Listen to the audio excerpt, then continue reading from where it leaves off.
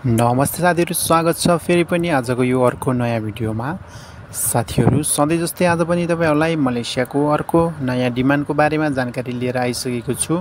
जुन वैदेशिक रोजगार विभागले स्वीकृति दिएर यो डिमान्ड प्रकाशित भइसकेको छ।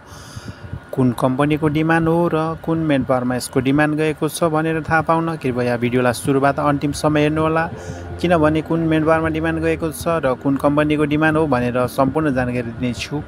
साथीहरु, यदि च्यानलमा नयाँ हुनुहुन्छ भने कृपया च्यानललाई सब्स्क्राइब गरेर च्यानलमा जोडिनुहोला, किनभने आगामी दिनहरुमा पनि यस्तै नयाँ डिमान्डहरुको जानकारी हेर्नको लागि च्यानलमा जोडिनुहोला। साथीहरु, भिडियो के कस्तो लाग्छ कृपया सल्लाह सुझाव दिनुहोला। भिडियो मन परे लाइक, कमेन्ट, शेयर गर्न नभुल्नुहोला। तपाईहरुको कमेन्टको आधारमा पनि भिडियोहरु बनाउँदै आइरहेको छु र आगामी दिनमा पनि बनाउँदै जानेछु, त्यसैले भिडियोमा कमेन्ट गर्न चाहिँ नभुल्नुहोला। आउनुहोस् साथी, सुरु गरौँ। कुन कम्पनीको डिमान्ड हो र कुन मेन डिमान्ड गएको छ भनेर भिडियोलाई हेर्दै गर्नुहोला।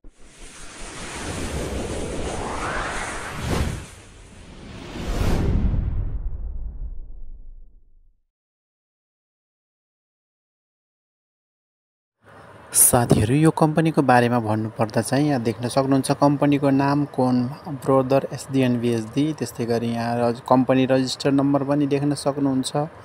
त्यसै गरी कम्पनीको बिजनेस के हो, यसको के प्रोडक्ट हो भनेर देख्न सक्नुहुन्छ। यहाँ भनेको छ बिस्कुट लगायत बिस्कुट जन्य वस्तुहरू उत्पादन गर्ने भनेको छ। त्यस्तै यहाँ कम्पनी रजिस्ट्रेसन नम्बर पनि देख्न सक्नुहुन्छ। यसले कहिलेदेखि काम सुरु गरेको मलेसियामा भनेर 2009 7 महिना 14 गतेबाट र यो कुन ठाउँमा छ भनेर स्टेट जोहोर भन्ने ठाउँमा छ मलेसियाको। त्यसै गरी यो कम्पनीको नाम तपाईहरुले थाहा पाइसक्नुभयो, कोन brother.sdn.Bhd, र यसको एलटी नम्बर देख्न सक्नुहुन्छ 269661 269661। यो लट नम्बर एलटी नम्बरलाई तपाईहरुले वैदेशिक रोजगारको वेबसाइटमा आफै प्रयोग गरेर पनि हेर्न सक्नुहुन्छ। यो डिमान्ड सत्य हो कि होइन भनेर। यो डिमान्ड भनेको वैदेशिक रोजगार विभाग मार्फत स्वीकृति लिएर, विज्ञापन स्वीकृति लिएर प्रकाशित गरिएको डिमान्डलाई मैले तपाईहरुको सामु जस्ताको तस्तै प्रस्तुत गरेको हो। यहाँ देख्न सक्नुहुन्छ पूर्व स्वीकृति मिति भनेको 2079 4 महिना 31 गते यसले पहिला स्वीकृति लिएको थियो विज्ञापनको लागि, र यसले पुनः विज्ञापनको लागि स्वीकृति चाहिँ 2080 9 महिना 12 गते यानि कि पुसको 12 गते यसले फेरि यो डिमान्डको लागि विज्ञापन स्वीकृति लिएर वैदेशिक रोजगार विभाग मार्फत फेरि विज्ञापनको लागि यो सूचना प्रकाशित गरेको छ। त्यसै गरी यो कम्पनीमा फ्याक्ट्री वर्करको लागि 110 जना पुरुषहरूको नेपाली कामदारको माग गरी आएको छ फ्याक्ट्री वर्कर भनेर।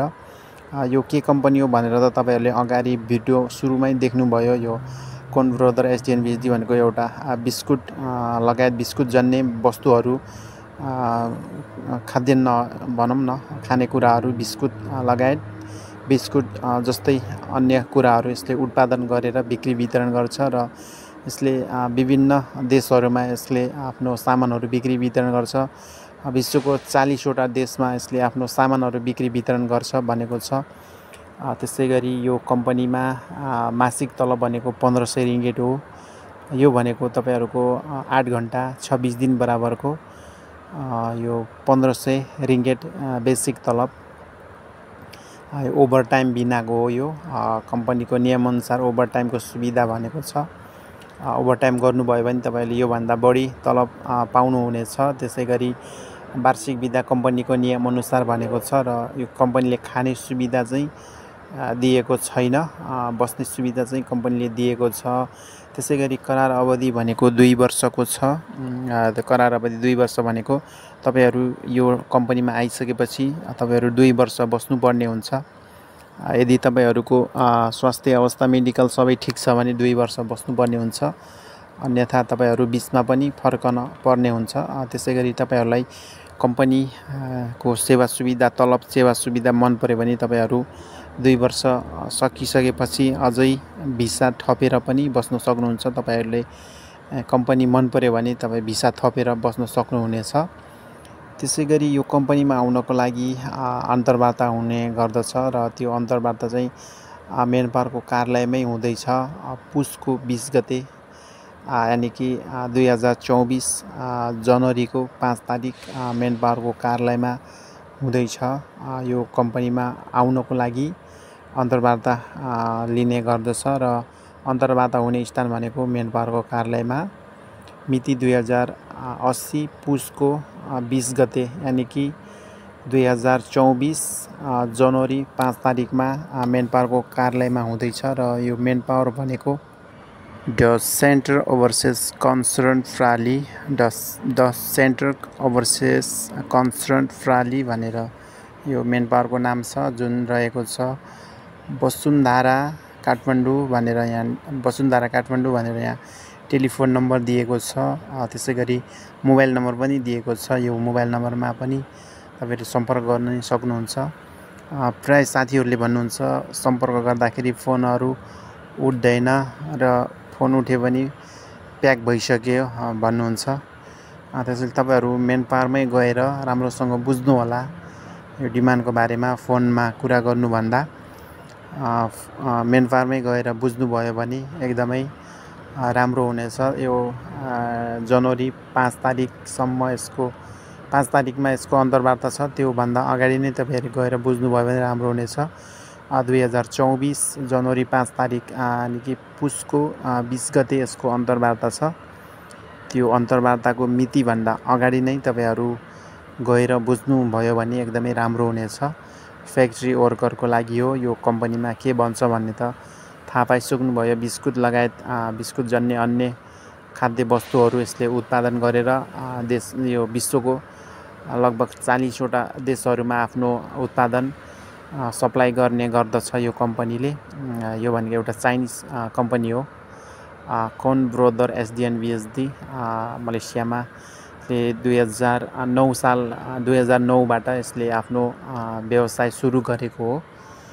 कम्पनीमा तपाईहरु मेन पावरमा गएर राम्रोसँग बुझ्नु होला र तपाईहरुको इच्छा लाग्छ या मन पर्छ भने तपाईहरु यो कम्पनीमा एप्लाई गरेर अन्तर्वार्ता दिएर आउन सक्नुहुनेछ।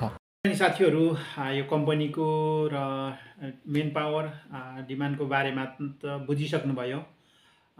मैले हल्का आफूले जाने बुझेको मात्रै बताएको छु। तपाईहरुले यदि विस्तृत रूपमा जानकारी लिनको लागि तपाईहरु मेन पावरमा गएर राम्रोसँग बुझ्नु होला र तपाईहरुको इच्छा अनुसार तपाईहरुले एप्लाई गर्न सक्नुहुनेछ। के कस्तो लाग्छ त्यहाँ गइसकेपछि, त्यहाँ मेन पावरमा गइसकेपछि तपाईहरुलाई यो कम्पनीको बारेमा सम्पूर्ण डिटेलहरु दिनेछ। तलब सेवा सुविधाको बारेमा पनि सबै जानकारीहरु दिनेछ। तपाईहरु त्यही अनुसार तपाईलाई चित्त बुझ्छ भने तपाईहरुले एप्लाई गर्न सक्नुहुन्छ। इन्टरभ्यूको मितिमा इन्टरभ्यू दिन जान सक्नुहुन्छ। त्यस्तै गर्नु होला। र साथीहरु, म जहिले पनि भन्ने गर्छु भिडियोको अन्तिममा, यदि जुनसुकै देशमा पनि तपाईहरु वैदेशिक रोजगारको लागि जाँदै हुनुहुन्छ भने कृपया आफ्नो श्रम स्वीकृति चाहिँ अवश्य चेक जाँच गर्नु होला। जसले गर्दा तपाईहरु जाने देश कुन हो, कुन कम्पनी हो र कति तलबमा जाँदै हुनुहुन्छ, के कामको लागि जाँदै हुनुहुन्छ, तपाईहरु सम्पूर्ण विवरणहरु हेर्न सक्नुहुन्छ श्रम स्वीकृति चेक जाँच गर्दाखेरि। जस्तै तपाईहरु कुन इन्स्योरेन्स कम्पनीमा इन्स्योरेन्स छ तपाईको लगायत सम्पूर्ण विवरणहरु हेर्न सकिन्छ। त्यसैले आफ्नो श्रम स्वीकृति अवश्य चेक जाँच गर्नु होला र आफ्नो सम्पूर्ण तपाईहरुलाई जुन मेन पावरले दिने सम्पूर्ण कागजपत्रहरुको फोटोकपीहरु पनि तपाईले आफ्नो घर परिवारहरुलाई छोडेर जानु होला।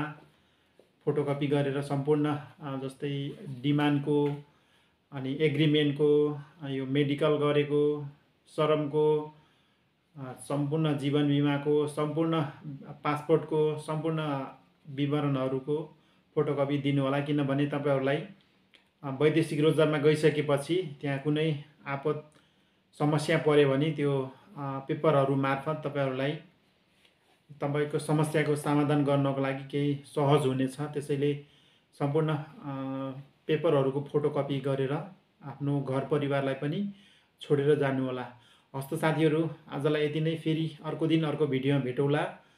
यदि च्यानलमा नयाँ हुनुहुन्छ भने कृपया च्यानललाई सब्स्क्राइब गरेर च्यानलमा जोडिनु होला।